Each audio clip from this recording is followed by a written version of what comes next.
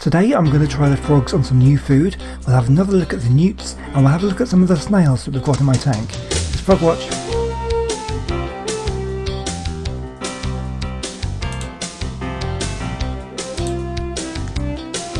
So today I'm trying the frogs on something new. That's some maggots you see there. I've put in this little glass dish to try and keep them in one place, and yeah, the frogs seem to like them. Some of these smaller frogs have a little bit of trouble, but if you keep your eye on the larger frog to the left of the screen there, he certainly knows what he wants. He's going to jump forward and he's going to grab one in just a second.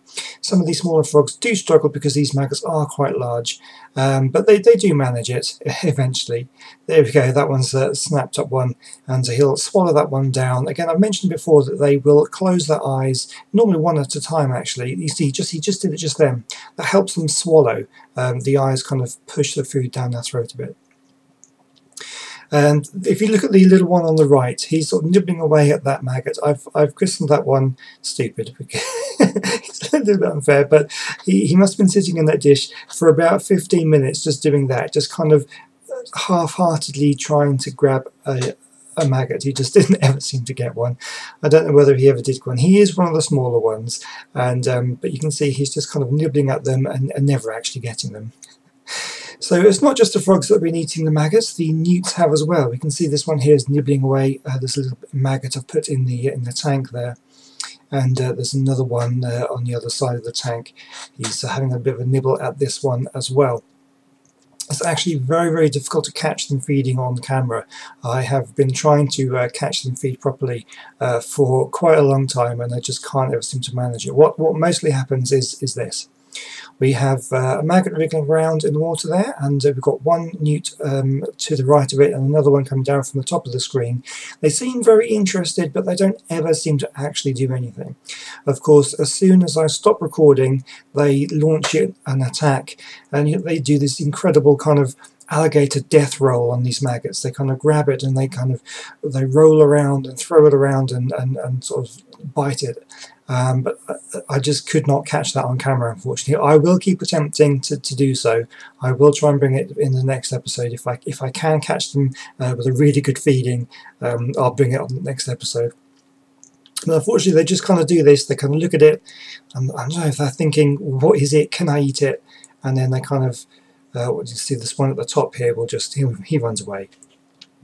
So if you look on the branch in the sort of centre of the screen there, you might be able to see, it is very difficult, but you might be able to see some jelly blobs. These, I believe, are snails' eggs. There's quite a few of them around the tank. They're very difficult to see. They're very pale, brown sort of blobs, and they are the snails' eggs, which have been laid by these guys. These are Ramshorn snails. These are called freshwater snails.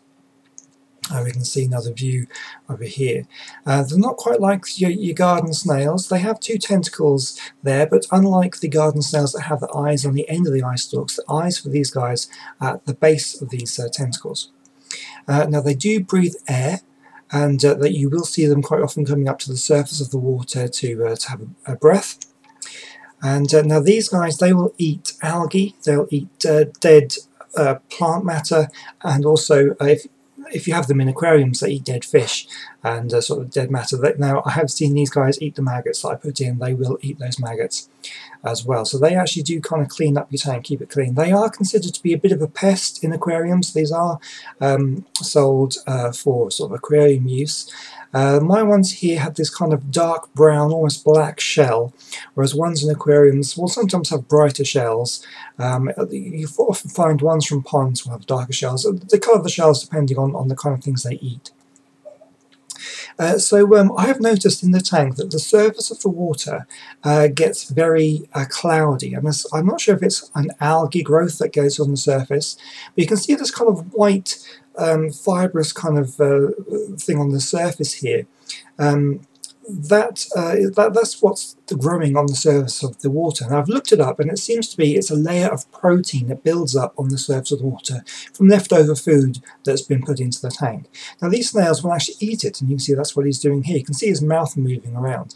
They'll quite often move along the surface of the water, and as they move, they kind of bunch up this, I don't know whether it is algae or it's this protein layer, and that's what you see, that kind of white fibrous material there. That's this kind of built up of the protein. and you can see that they are eating it, and the newts will also eat that as well. But anyway, I think we're about to come to the end of this episode. Thank you so much for watching. I hope you've enjoyed. I hope you've learned something interesting. And we're coming close to the end of the series because there's not going to be too many more weeks before I release everything into the wild. So a few more episodes, but join me then, and hopefully we'll have some more interesting things for you to see.